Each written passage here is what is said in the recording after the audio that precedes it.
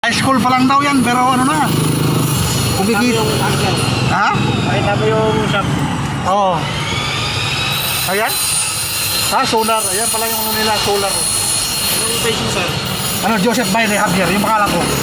High school pa lang yan, pero ano daw? Ano na siya?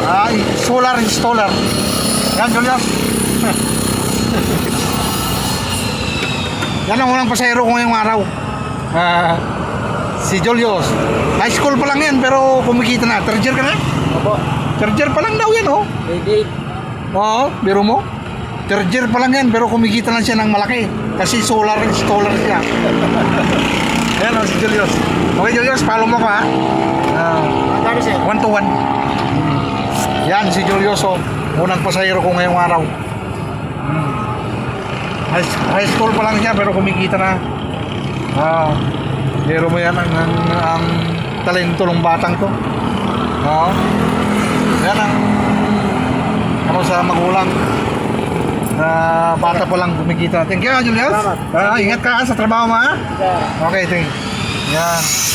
Si Julius. Yan, oh. Diyan siya pumapasok. Solar installer. Biro mo, Tertiary High School pa lang yun. Tertiary High School. Siya yung unang pasahero ko ngayong araw. Si Julius. Tingnan mo nga naman. Kasi in demand ang ano ngayon, mga solar. Yan ang trabaho niya. Solar installer. Napaka magandang trabaho. Kasi hindi man ngayon ang solar. Kaya guys, salamat.